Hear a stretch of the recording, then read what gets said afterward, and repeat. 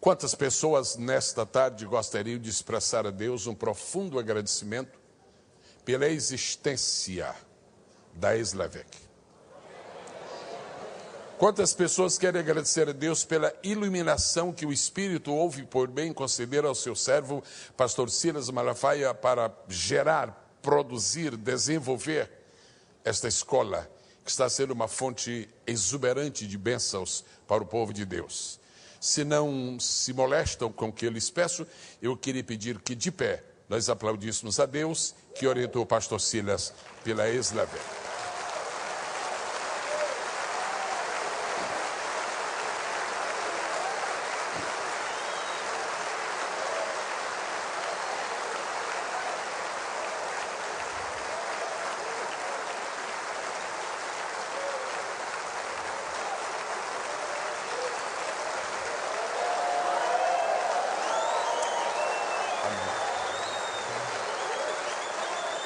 Amém. Obrigado por sentar. Eu me atrevo a dizer que 7 anos depois, este país, esta imensa igreja brasileira, sem a Eslavec, seria algo diferente. Quantos me acompanham nesta conceituação, digam amém. Só mais um pedido que eu lhes faço. Quantas pessoas estão aqui nesta tarde que já foram preletores da Eslavec, ou do Fogo para o Brasil, ou do Despertai? Os preletores dessas 3 séries de eventos, eu queria pedir a gentileza de ficarem de pé. Eu louvo a Deus pela vida dos senhores que estão de pé aqui, convidados, escolhidos, lembrados pelo pastor Silas. E eu queria dizer-lhes de todo o meu coração, com uma sinceridade muito profunda, qualquer um dos senhores faria esta tarde muito melhor do que eu estarei fazendo.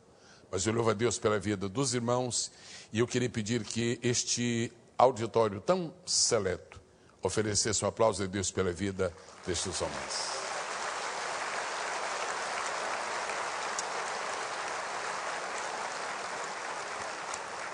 Finalmente, eu gostaria de dizer a obreiros outros, jovens ou não tanto jovens, mas que estão aqui sonhando. Eu não posso dizer isso para todos porque seria uma insensatez, mas sei que falo a verdade me dirigindo a alguns. Sua vez vai chegar. Agora, se não lhe soa mal, eu pedirei licença para dizer alguma coisa muito particular. Tente fazer como eu fiz. Chegue aqui sem bater na porta. Chegue aqui porque a porta se abriu.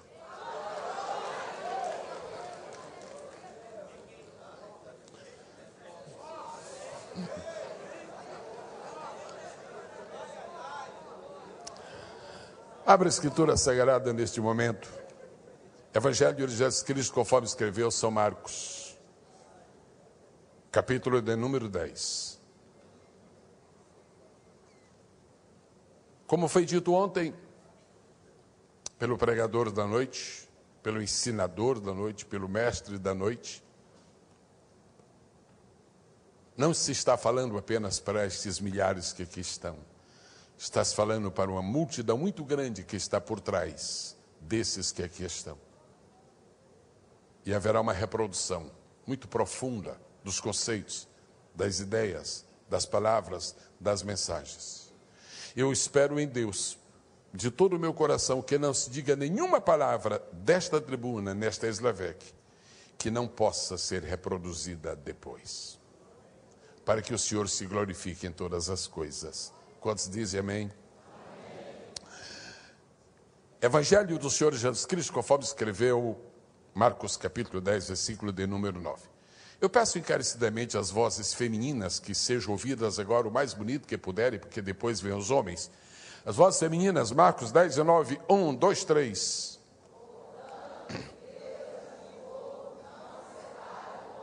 Aí vem os homens agora, as vozes masculinas. Por favor, o mesmo versículo, 1, 2, 3.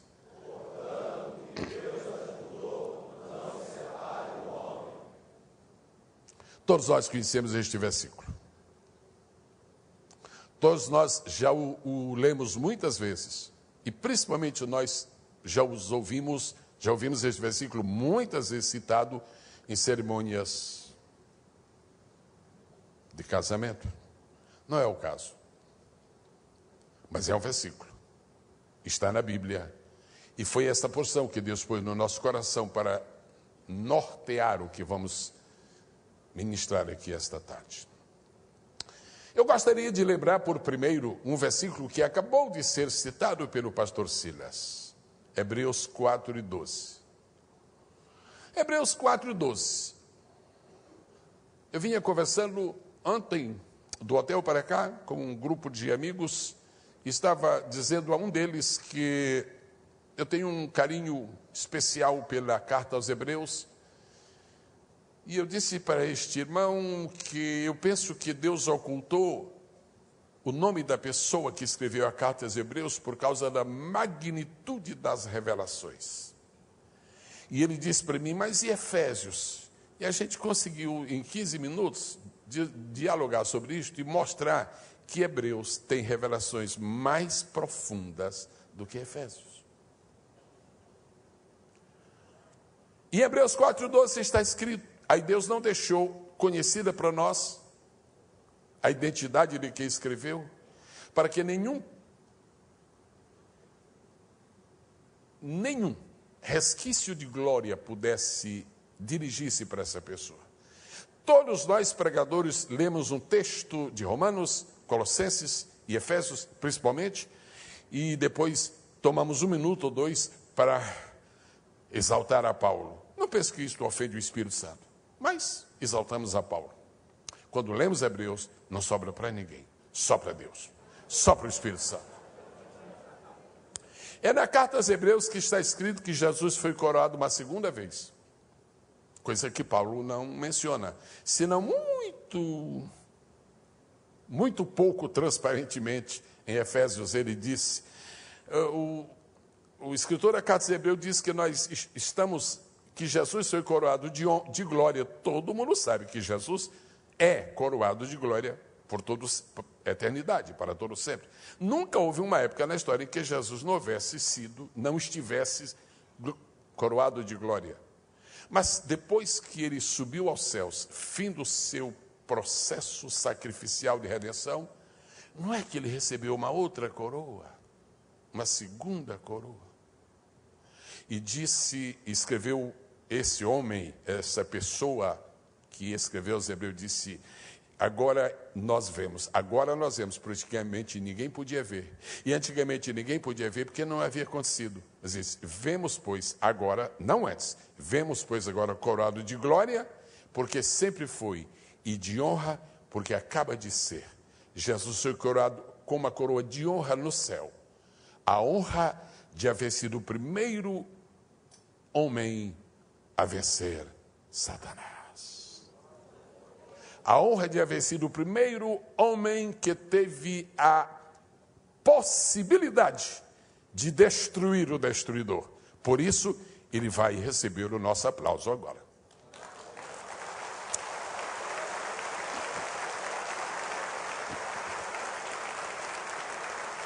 O escritor da carta aos Hebreus diz, porque a palavra de Deus é mais penetrante, eficaz e mais penetrante do que espada alguma de 2 gumes.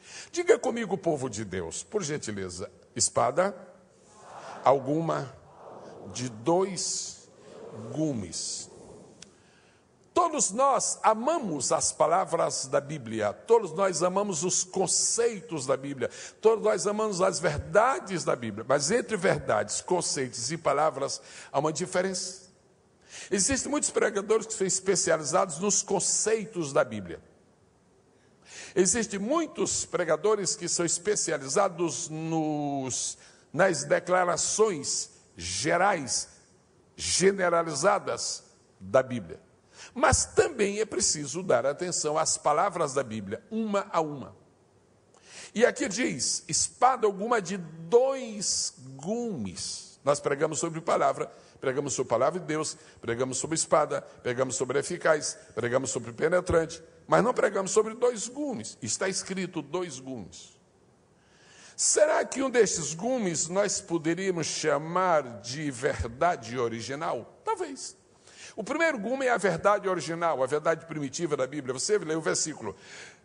O que Deus ajuntou não separa o homem. Verdade original. O que Deus ajuntou não separa o homem. É aquilo. É uma verdade explícita.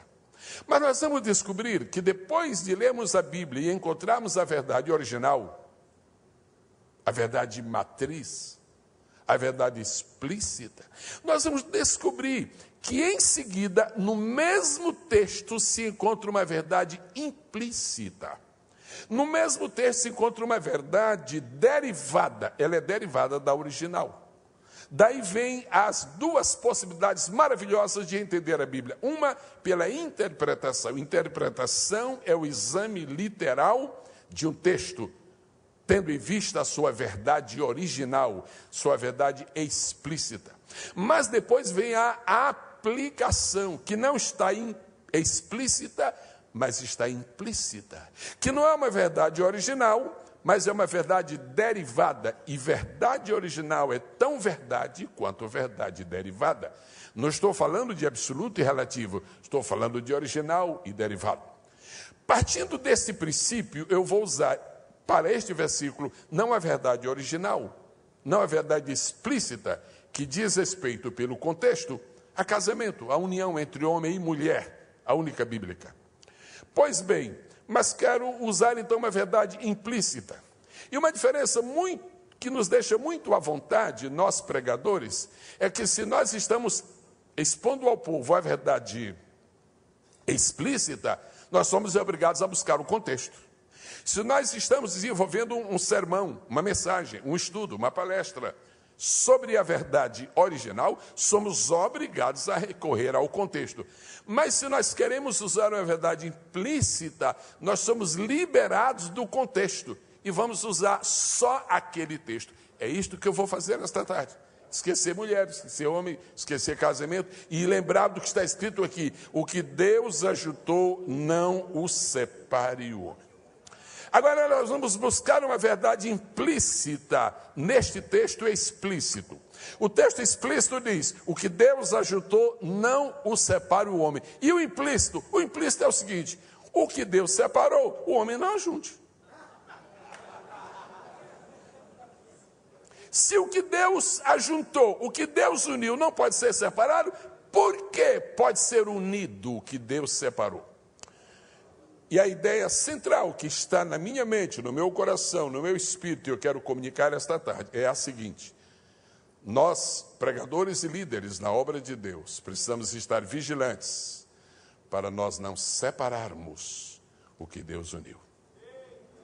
Nós, pregadores, precisamos ser muito cuidadosos para não unirmos o que Deus separou. Vamos aos fatos. Eu só preciso dividir esta mensagem em 2 tópicos. Beleza, né? Primeiro, eu vou falar sobre 5 verdades, 5 separações feitas por Deus, que nos pode unir. E depois eu falo de 5 uniões que não se pode separar. O que o tempo der, a gente falará. Não preciso correr, mas vou caminhando. Vamos lá? Quantos querem ir comigo nessa caminhada? Digam amém. Se você está pronto, diga, eu estou. Então vamos lá fazer uma declaração de fé. Diga o seu nome lindo. Eu vou dizer o meu baixinho aqui para você não copiar, a não ser o pastor Gesiel Lima. Vamos lá falar. Diga o seu nome. Gesiel, prometo que eu não vou separar o que Deus uniu. Mas eu não vou unir o que Deus separou.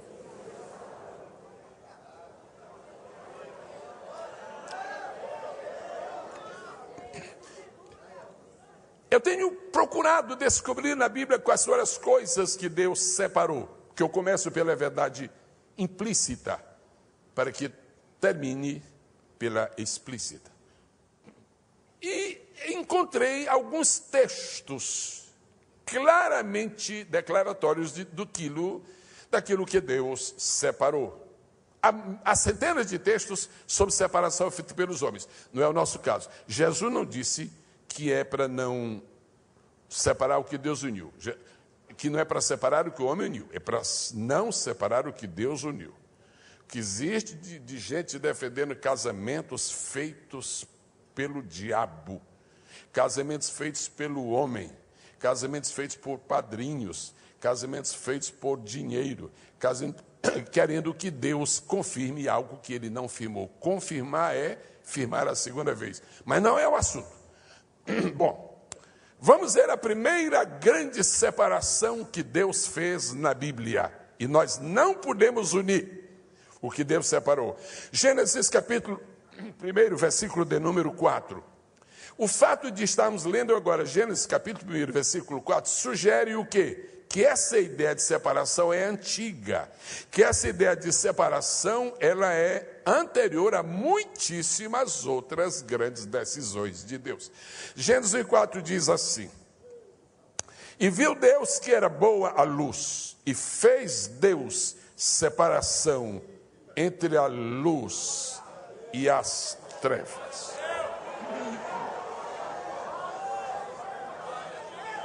Eu venho esta noite dizer a esses milhares de pessoas que nos ouvem aqui, ali, além, que nós precisamos ser cuidadosos. Há uma pressão do inferno sobre nós para que nós misturemos a luz com as trevas, mas Deus disse: não pode unir, porque eu separei.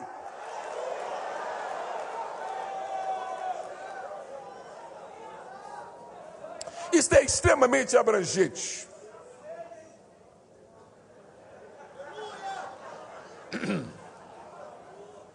Nós não podemos unir a luz da sabedoria com as trevas da ignorância.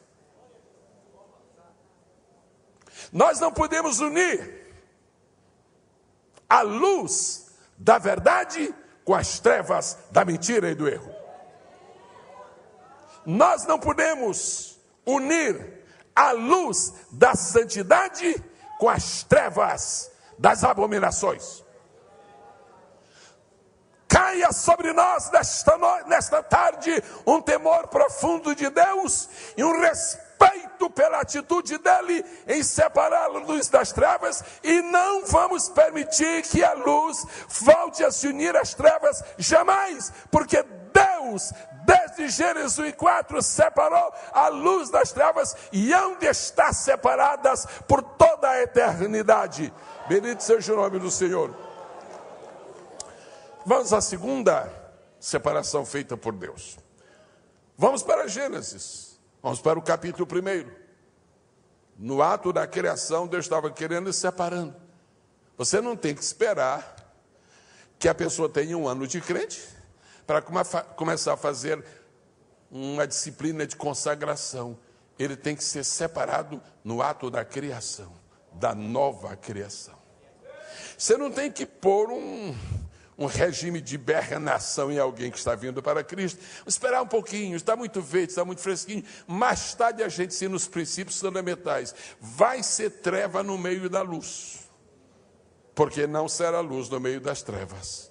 Gênesis capítulo 1, versículo de número 6, diz assim: e disse Deus, haja uma expansão. Essa palavra expansão, dependendo da versão bíblica que você possua, pode ser expansão, pode ser espaço, pode ser firmamento. Muitas Bíblias estão usando firmamento. Não vamos discutir esta terminologia. Haja uma expansão no meio das águas, e haja separação entre águas e águas. Essa é uma dificuldade que nós temos. Quando as coisas são muito parecidas, nós não as separamos. Mas é preciso discernimento espiritual para ver que certas coisas parecidas são muito diferentes. E há que separá-las.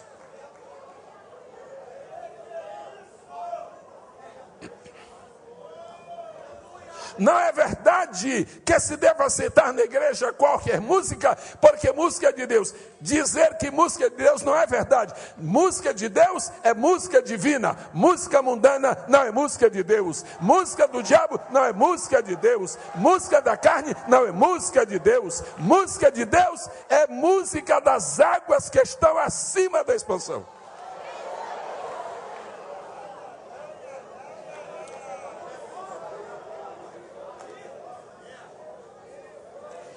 Não me parece acertado que é pretexto de querermos evangelizar os pecadores, tenhamos um bloco de carnaval evangélico. Isso é unir o que Deus separou.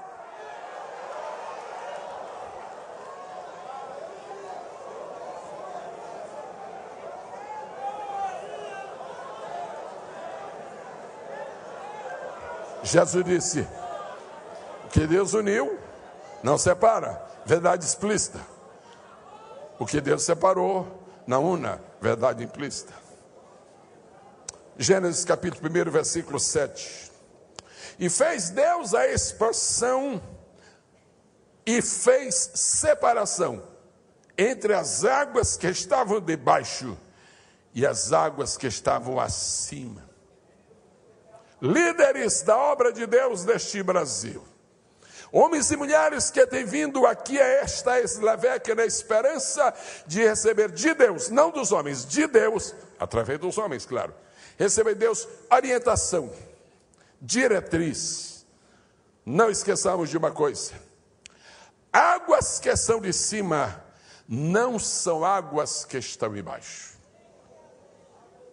Nós precisamos manter a nossa visão espiritual nítida e transparente, para que nunca percamos de vista a linha divisória que está separando as águas de cima das águas de baixo. As águas de cima, quando vêm para baixo, se tornam em dilúvio e são destruidoras. Elas não são destruidoras enquanto estão em cima, se tornam destruidoras depois que deixam de estar em cima para estar embaixo. E as águas que estão embaixo, pelo processo de evaporação, elas vão subir, mas só subirão se forem evaporadas. E há muita água querendo subir sem haver sido evaporada. E no processo de evaporação, sobe a água, mas não sobe a lama.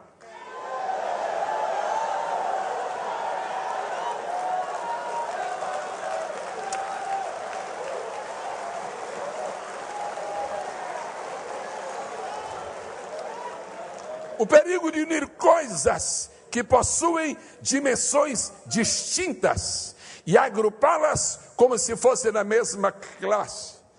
Livro de Juízes, está escrito que Axa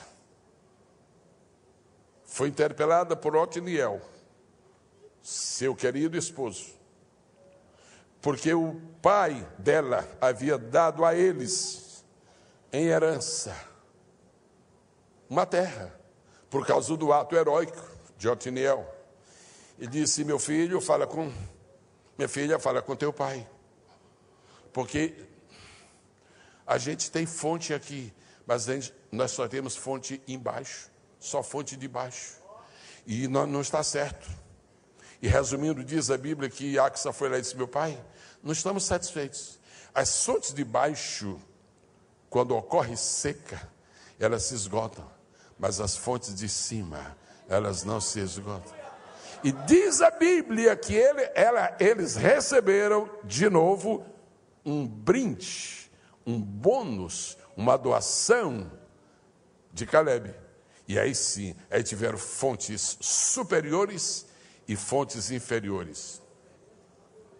Vá para a escola, estude o que você quiser, gradue-se da maneira que puder, empreenda todos os seus esforços. Agora, não ponha no púlpito água de baixo como se fosse água de cima.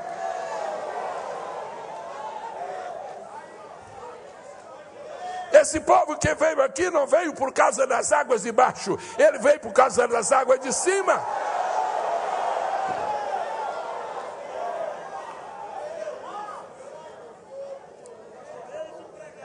A inspiração de Deus é algo maravilhoso, mas inspiração não é tudo para se ministrar a palavra. Esse livro que está conosco, para ele ser escrito, redigido, composto, ele precisou de 3 elementos: inspiração, revelação e iluminação. Normalmente nós gostamos da inspiração, porque a inspiração ela é audível, ela é perceptível. a inspiração. Todo mundo gosta de pregador inspirado. Mas que adianta ouvir alguém inspirado se não é iluminado? E quanto tempo vai durar uma mensagem inspirada e iluminada se não é revelada? Águas de cima e águas de baixo.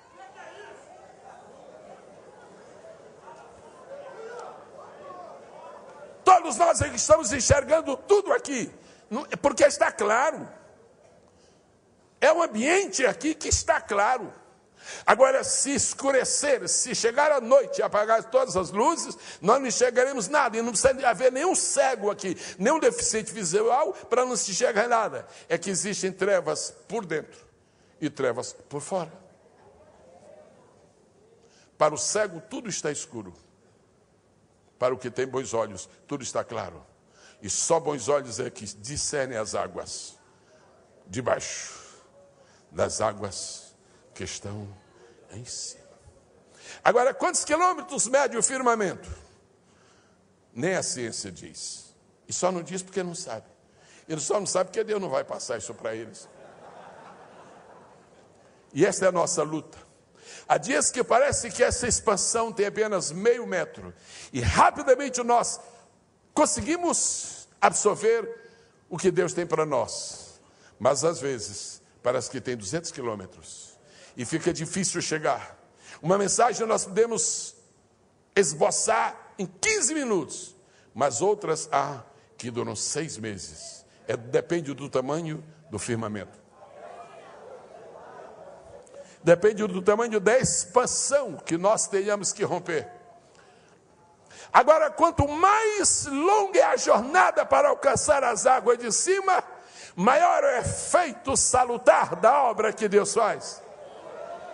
Porque tudo aquilo que não custa nada, não vale nada, não merece nada. Mas tudo aquilo que vale alguma coisa, nós sempre daremos a ela o devido valor, porque seu preço é valioso. Por isso se diz precioso, ou seja, de alto preço. Gênesis 1:14. Gênesis 1:14 diz: E disse Deus: haja luminares na expansão dos céus, para haver separação entre o dia e a noite. Desde o 14º versículo da Bíblia, e tem mais de 31 mil. Desde o 14º versículo da Bíblia, Deus está dizendo: por favor, hein? Dia é dia. E noite é noite. Noite é noite. E dia é dia. O melhor luar que exista não faz da noite um dia. Porque Deus separou o dia da noite. Mas também o eclipse mais forte que haja não faz do dia uma noite. Porque Deus separou o dia da noite. O novo nascimento significa, na linguagem bíblica, a introdução de um novo dia. E esta é uma causa muito difícil, muito torturante para todos nós, pastores, líderes, obreiros, homens e mulheres que estão fazendo alguma coisa da obra de Deus. Convencer as pessoas que chegam na igreja de que elas não estão mais na noite, elas estão no dia. A Bíblia diz que os que se embebedam, embebedam-se de noite. Está escrito, foi Paulo que escreveu aos Tessalonicenses. O pastor Silas saberia exatamente capítulo e versículo. Mas os que se embebedam, embebedam-se de noite. Porque embriaguez é próprio da noite. Nós, como líderes, não podemos nos embriagar, porque nós não estamos na noite, nós estamos no dia. E Deus fez separação entre o dia e a noite. Cuidado para você não se embriagar com elogios. Existem pessoas que estão perdendo o seu ministério pela embriaguez com elogios. Elas captam elogios, elas criam elogios, elas provocam elogios. Você sabe como é que se deve tratar com elogios? Aprendendo com Jesus. Chegou um cidadão lá, disse: Rabi, Bem sabemos que és mestre vindo da parte de Deus. E ninguém faz estes sinais que tu fazes se Deus não for com ele. Se você quer ter vitória sobre o elogio, ignore-o. Alô? Se você quer ter vitória sobre o elogio e não se embriagar com ele, ignore. Sabe como é que já disse? Obrigado, Senhor Nicodemos, você está certo. Eu sou rabi, eu sou vindo. Jesus nem tomou conhecimento do elogio. É o seguinte, meu amigo, você tem que nascer de novo, rapaz.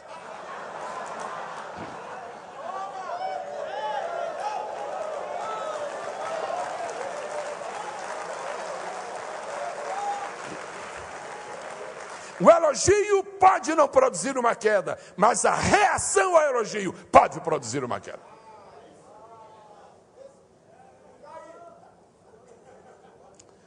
E quando nós nos embriagamos com isto, nós não somos mais do dia, nós somos da noite. E uma verdade implícita, o que Deus separou.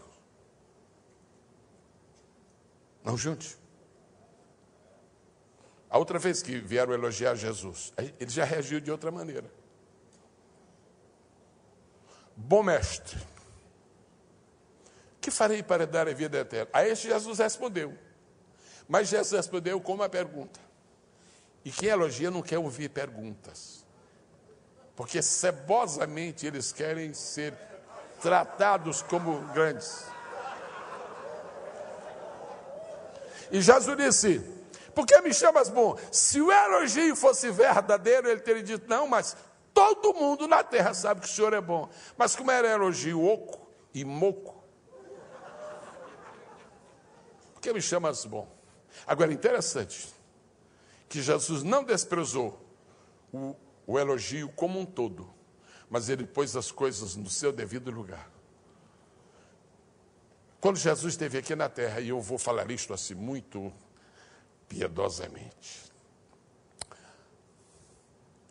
Jesus tinha dois prazeres muito especiais. Sabe o que é? Coisas que a gente tem. Jesus era um homem. Jesus tinha dois prazeres muito especiais. Quem quisesse conseguir alguma coisa com Jesus, era só tocar nessa tecla, Jesus. Uma era chamar Jesus de filho de Davi. O camarada podia ser cego, podia estar lá do outro lado da estrada.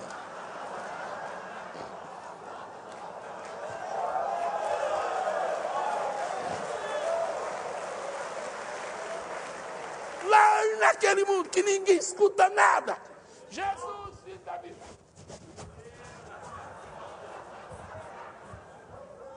Jesus, manda chamar. O que é isso, velho? Ele amava ser chamado filho de Davi. A outra coisa que Jesus possuía nessa sua psicologia fantástica, ele gostava de ser chamado de mestre. Chamava Jesus de mestre. Senta aqui, rapaz, vamos conversar. Bom mestre. Aí Jesus disse assim, por que me chamas bom? Jesus não questionou o mestre, questionou o bom.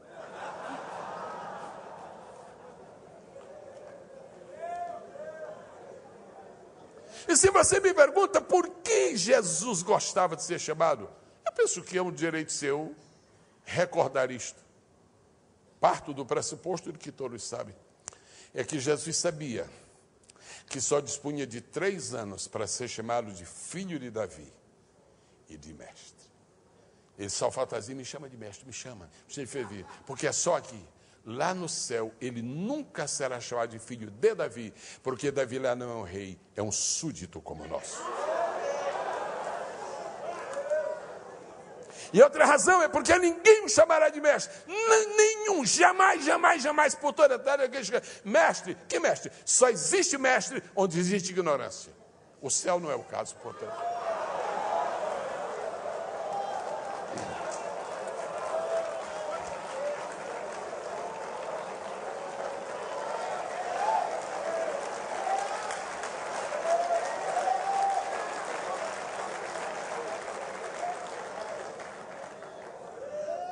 Êxodo capítulo 8, verso 23. A quarta grande separação feita por Deus. Êxodo 8 e 23. E porém separação entre o meu povo e o teu povo. Imagina o Deus da glória, o Rei do universo, dizendo a Moisés: Moisés, diz a Faraó que eu vou pôr separação entre o meu povo e o povo dele. Os pastores não podem permitir que a igreja se pareça com o povo de Faraó, porque esse povo é de outro dono, é o povo de Deus. Agora, para não parecer com o povo de Faraó, primeiro, não podemos adorar os deuses do Egito, porque o povo de Deus tem uma marca: só adora o Deus verdadeiro. Outra coisa muito interessante, embora pareça simples, eu disse a um irmão: pastor, não, fica tranquilo, irmão, eu vou pregar uma mensagem muito simples. Eu só sei pregar simples. Agora, só tem uma coisa: não é porque seja simples que é sem importância. Porque tem gente que pensa que só é valioso o que é acadêmico. Não, senhor. Não. O que é simples não deixa de ser importante por ser simples. Aliás, por falar nisso, não custa nada. Líderes, né? A diferença entre muitos oradores sacros e Jesus é que alguns oradores sacros pensam raso e falam profundo. Jesus é o contrário, pensa profundo, fala raso.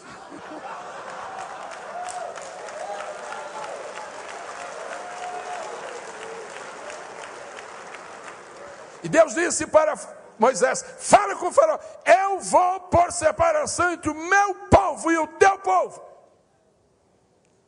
Eu venho dizer aos participantes da Eslavec que até que Jesus venha, o povo de Deus vai se manter unicamente povo de Deus. Lembrai-vos da história. Alô, Constantino? Alô, Constantino, alô? Está ocupado.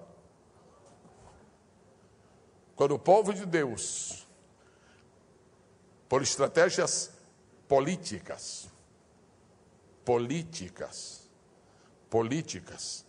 tende a se transformar em povo que não é de Deus, está contrariando um princípio bíblico, que está numa verdade implícita de Marcos capítulo 10, versículo 9. Pode o Senhor Jesus, neste momento, ser especialmente louvado? Êxodo capítulo 9, versículo 4, e aqui terminamos a verdade implícita, para poder chegar na explícita, né? Êxodo 9, 4. E o Senhor fará separação entre o gado dos israelitas e o gado dos egípcios, para que nada morra de tudo que for do filho de Israel. Há três perigos muito grandes que nos rondam, que nos perseguem e às vezes que nos assolam. Se puderem, eu agradeço a gentileza de repetir. O perigo de unir. O perigo de fundir. E o perigo de confundir. Unir, fundir e confundir. São as três táticas mais comuns de Satanás em relação a Deus, em relação ao povo de Deus. Quando Deus disse, no versículo anterior, no texto anterior, quando Deus disse: Moisés, fala com o faraó, eu vou pôr separação entre o meu povo. Em Êxodo capítulo 9, Deus lançou os fundamentos do anti-ecumenismo. Meu povo é meu povo, e não se unirá com o povo de Faraó, porque Faraó irá ao mais profundo dos mares, enquanto eu permanecerei nas mais altas, mais altas, mais altas, mais altas, mais altas elevações do universo. Deus pôs separação entre o povo dele, mas é especialmente notável que Deus pôs separação entre o gado do povo dele e o gado do povo do Egito. Gado. Falei baixinho. Gado. Mais alto. Essa palavra é abrangente. Ela quer dizer tudo o que você imaginar. Gado é todo o seu patrimônio.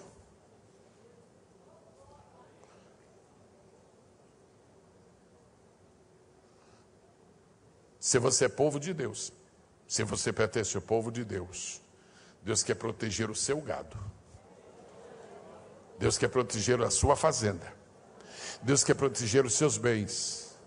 Mas não misture o seu gado com o gado do Egito. Eles soltam muitas mentiras por aí e fazem adulterações do texto bíblico e misturam e põem gado daqui para lá e tanta coisa. Fica na Bíblia.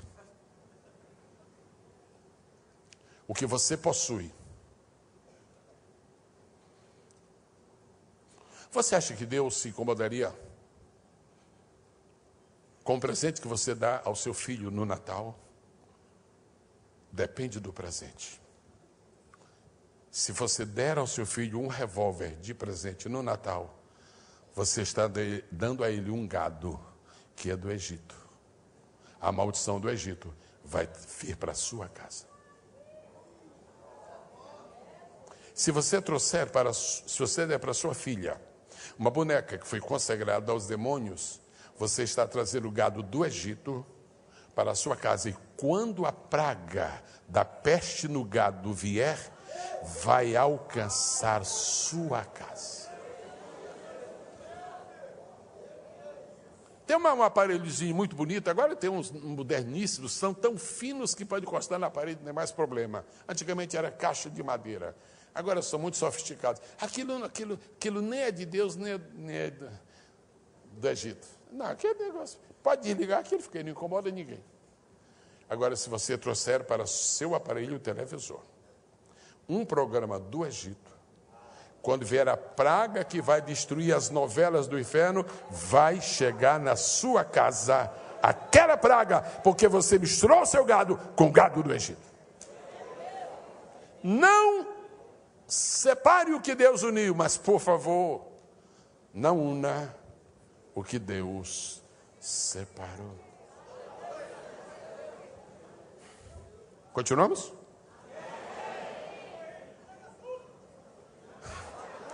Vou falar sobre as uniões que Deus fez. Falamos sobre separações que Ele fez. E eu penso que estamos dando somente ideias. E vai haver um desdobramento múltiplo. Ei! Eu acho que... em testemunho. Atos 6 e 4. Atos 6 e 4.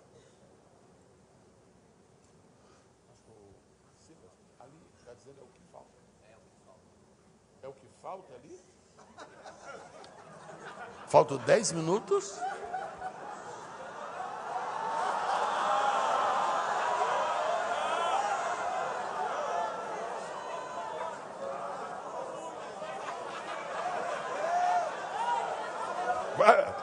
Vamos. Quais são as que Deus uniu? Diga comigo, o que Deus uniu, não separe o homem. Que foi que Deus uniu? Como é que eu sei o que Deus uniu? Lê a Bíblia, rapaz.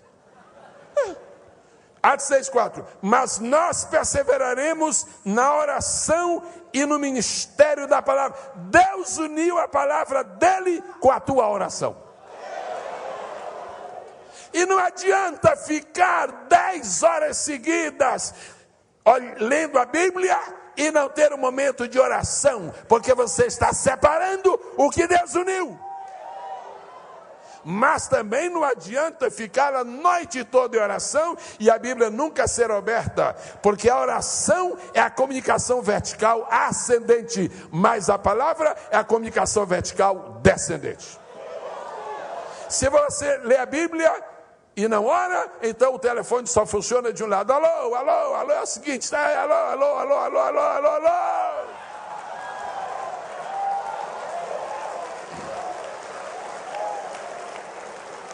Diga após mim, por favor. Pela palavra, Deus se comunica com o homem. Pela oração, o homem se comunica com Deus. Então, há duas tentações. Tentação. Quais são? Primeira tentação muito grande. Essa tentação é só para obreiros e os outros.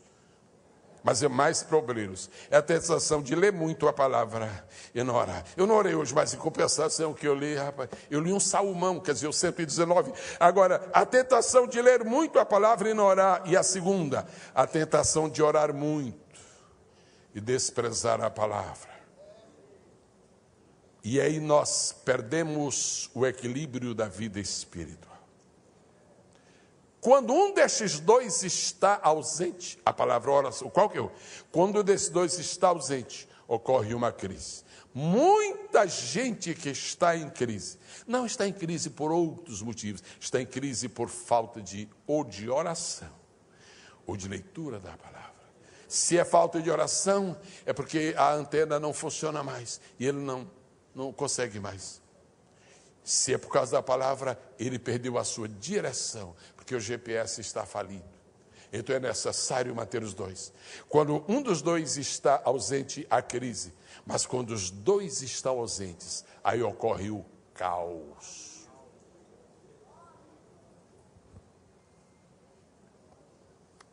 Número 2.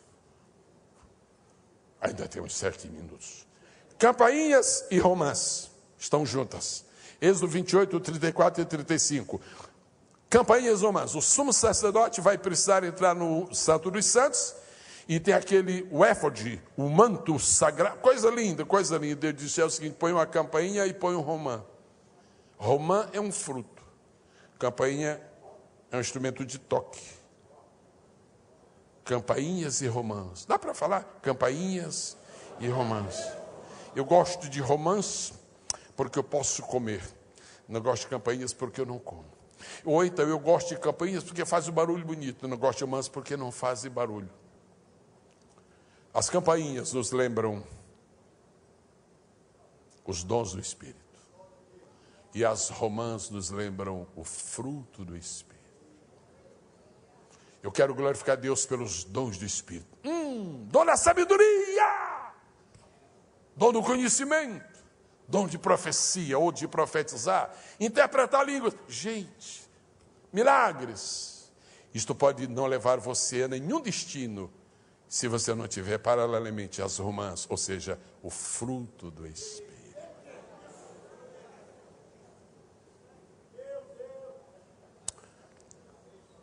Qualquer vida se esvazia se tiver muita sabedoria, mas não tiver amor. Porque a sabedoria é dom, mas o amor é fruto. Deus nos guarde a manter uma zona de equilíbrio muito perfeita, muito equânime nesta vida. Porque Jesus disse: o que Deus uniu, não separe o homem. Há pessoas que dão valor extraordinário aos dons, e tem que dar mesmo. Coisa impressionante. Se a igreja perder os dons, ela perdeu muito, muito, muito. E vai ser muito difícil se manter pentecostal sem os dons. Agora, se ela não produzir frutos, ela estará sujeita a ser cortada. Porque já disse, árvore que não produz frutos. Você nunca será tirado da árvore por não estar utilizando um dom, nunca. Mas poderá ser extirpado do rebanho por não estar produzindo fruto. Número 3, fé e obras. Tiago 2,17. Assim também a fé, se não tiver as obras, é morta em si mesma. Tiago 2,18. Mas dirá alguém: tu tens a fé, eu tenho as obras, mostra-me tua fé, sem as tuas obras, eu te mostrarei a minha fé pelas minhas obras. Tiago 2,22. Bem vês que a fé cooperou com as suas obras, e pelas obras a fé foi aperfeiçoada. Só para aclarar e estabelecer uma plena harmonia com o contexto da Eslavec. Estas obras aqui não são anteriores à salvação, são posteriores. Porque em Tito capítulo 2, qual é o versículo? Em Tito capítulo 2 diz assim: não pelas obras de justiça que houvéssemos feito. Então, nossas obras não têm nenhum valor até que Jesus nos salve. Agora, em seguida a nossa salvação, meu irmão, vamos tratar de produzir obras. Vamos tratar de fazer alguma coisa. Então, é muito interessante que a Bíblia une Isto não é só em Tiago, que é o patrono, não é das obras, mas há também Apocalipse 2:13. Conheça as tuas obras e onde habitas, que é onde está o trono de Satanás, e retens o meu nome, e não negaste a minha fé. Você está vendo que coisa linda? Conheço as tuas obras, mas diz, não negaste a minha fé. Onde houver fé, tem que haver o testemunho das obras. Não custa nada dizer que Deus está de olho na nossa fé, mas por favor, irmãos, o mundo está de olho nas nossas obras. E não produziremos para o mundo as obras adequadas se não produzirmos para Deus a fé que a Ele agrada. Quantos podem glorificar o nome do Senhor? Bom, hein? Mais 5? Mais 6.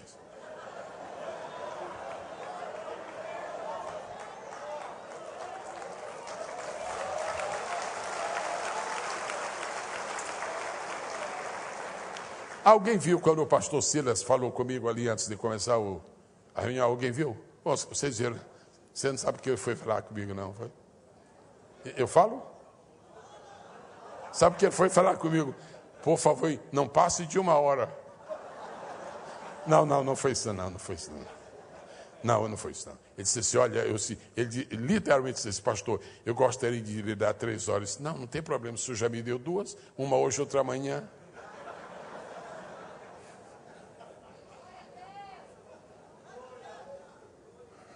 Eu quero glorificar a Deus por todas as pessoas. E eu digo isto com tanto temor a Deus, mas eu quero glorificar a Deus por todos os meus companheiros aqui, todos que estão aqui, todos. Como já disse, muito mais eminentes que eu. Eu quero glorificar a Deus pelo privilégio que Ele nos concede de muitas vezes nós subimos à tribuna e temos mais palavras do que tempo. Porque quando o nosso ministério começa a definhar, nós temos muito tempo e não temos o que dizer.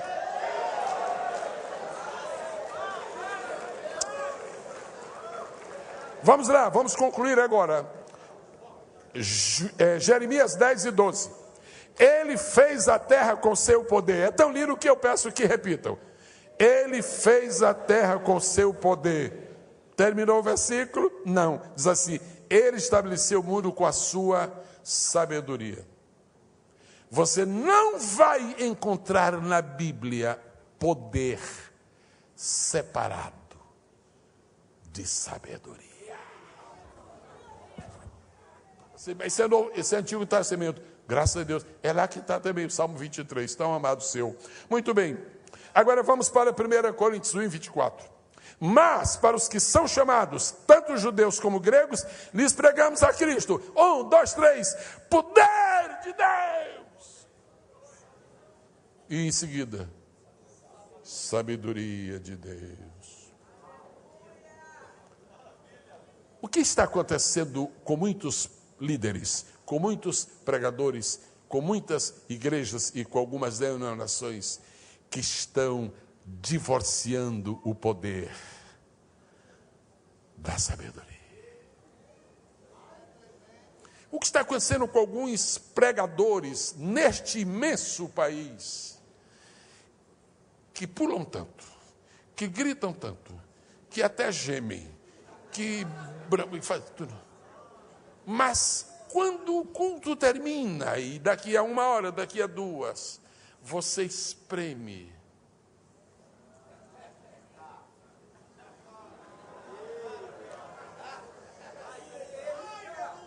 O maior poder que caia nesta Eslavec, o maior que caia, por maior que seja, daqui a 3 meses não nos lembraremos, mas o que Deus lhe ensinar aqui.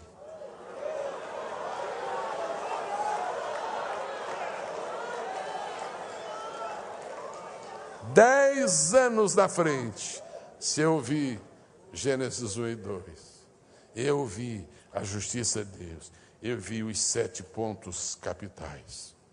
Aqueles.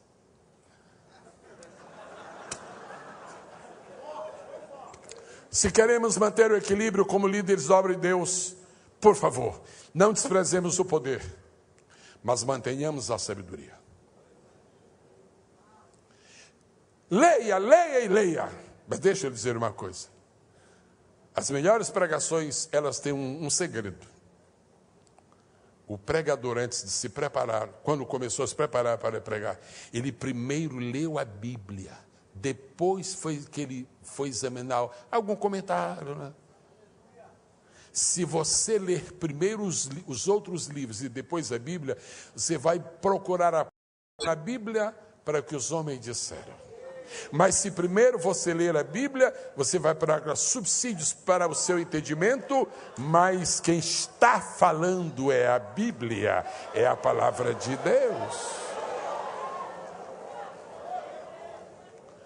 O Espírito Santo está aqui, ele está aqui ao meu lado, ele está ao nosso lado, está aqui. O Espírito Santo está aqui.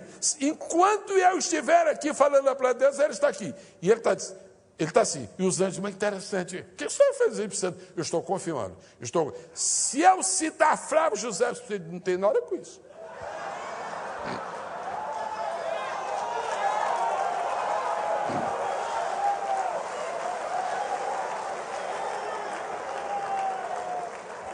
O Espírito Santo, o Espírito Santo ontem estava aqui a todos os momentos. Estava na quarta, esteve ontem, está aqui esta tarde, todo mundo sabe que ele está aqui. Mas deixa eu citar aqui um trecho do Talmud que diz, isso é coisa tua. Ninguém merecerá o respeito do seu público se citar o Talmud, porque o Espírito Santo está pondo respeito para com a sua palavra, para com a palavra dele. O senhor tem alguma coisa contra o Talmud, pastor? Nem contra nem a favor, muito pelo contrário.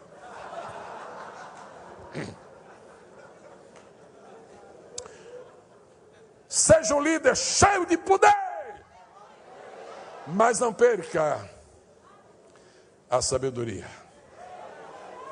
Você tem duas mãos para gesticular e fazer os movimentos, mas você tem dois pés para andar firmemente no chão. Não use tanto as mãos que os pés percam o equilíbrio. Agora, não caminhe de mão no bolso, porque as mãos reclamam. Diga comigo, poder, sabedoria. Aquilo que Deus ajuntou.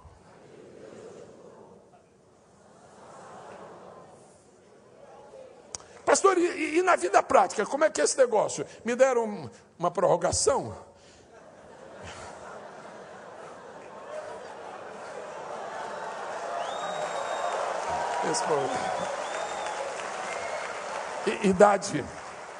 Idade tem as suas vantagens, não tem? Fala sério, né? Mas alguém diz, pastor, o senhor cuidado com o horário, porque se o senhor não for fiel no horário, o senhor vai para a série B.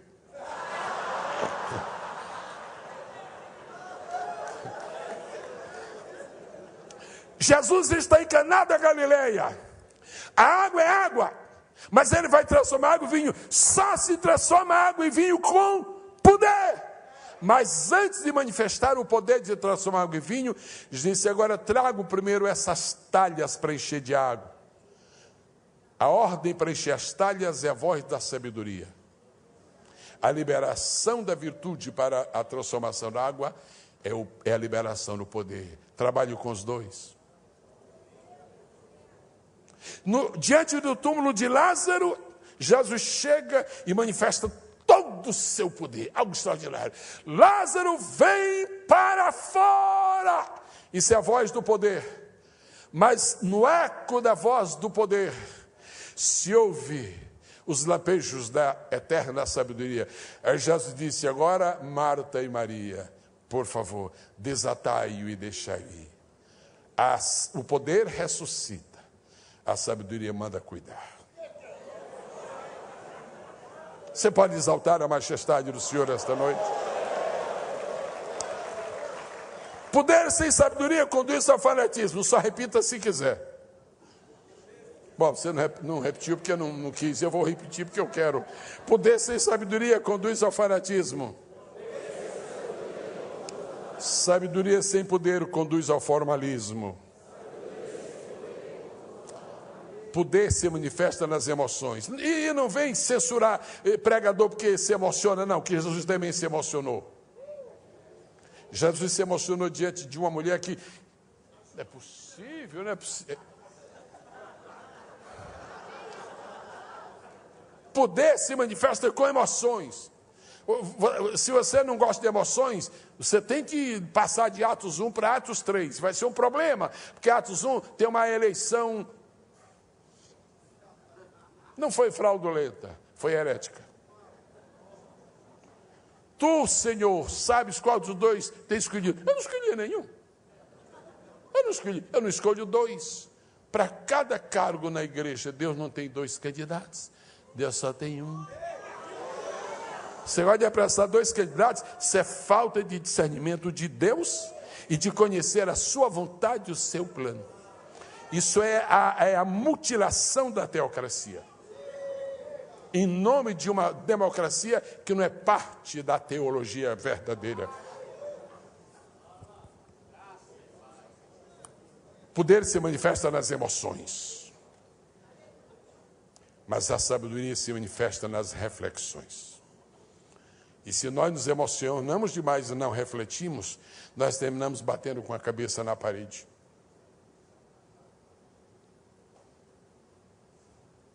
Eu quero concluir esta noite dizendo que com o poder, Deus derribou os muros de Jericó, mas com a sabedoria, Ele ordenou a marcha sobre a cidade. Muito de nosso ministério vai ser exercido com poder, mas a outra parte vai ser exercido com a sabedoria. Agora, não deixemos que os dois hajam separadamente, porque o poder sem a sabedoria se sente desapoiado. A sabedoria sem o poder não se sente hábil para expressar-se completamente. O que Deus ajuntou, não separe o homem. Poder sem sabedoria não edifica, mas sabedoria sem poder não convence. Posso repetir, pastor Silas Filho? Poder sem sabedoria não edifica. Agora, sabedoria sem poder não convence. Por que existem os milagres? Para as pessoas se convencerem. Porque existe a pregação para as pessoas se converterem.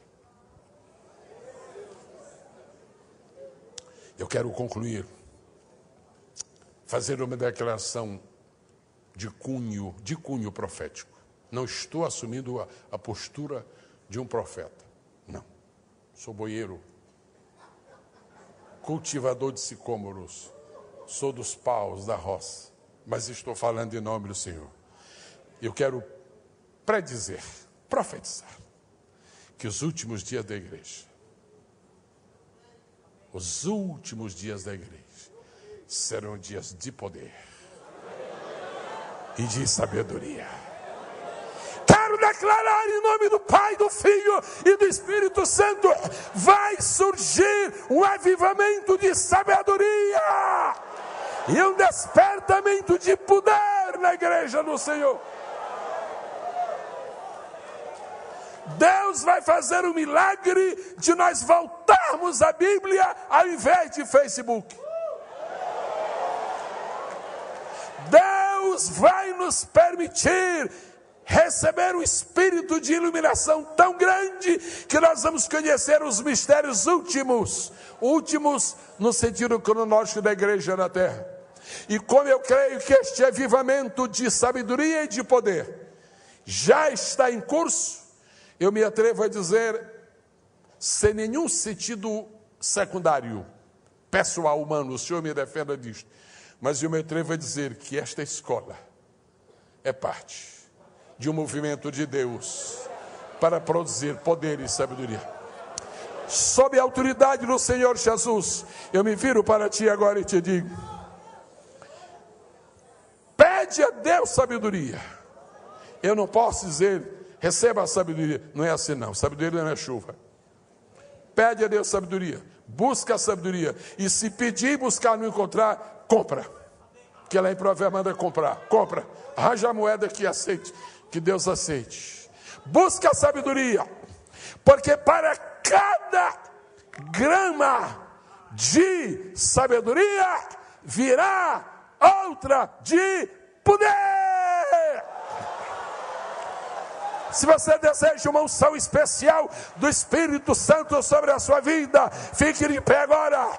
Levante a sua mão para Deus. Desculpe-me, baixe só por um minutinho para depois levantar um pouco mais conscientemente. Eu tenho glorificado a Deus, eu já glorifiquei Deus, obrigado, porque eu tenho 2 orelhas. Eu não sei como eu me sentiria com uma orelha só. Eu quero te agradecer, porque só tenho um nariz, porque eu já pensei como seria se eu tivesse 2 narizes, porque eu não sei onde eu poria o outro. Mas eu quero esta noite agradecer a Deus porque eu tenho 2 mãos.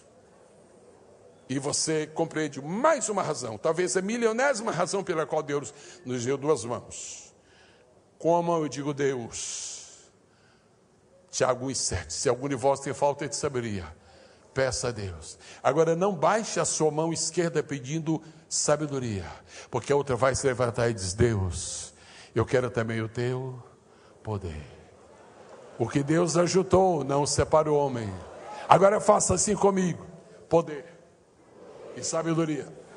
Mais forte, mais rápido. Filma isso aí, gente de Deus.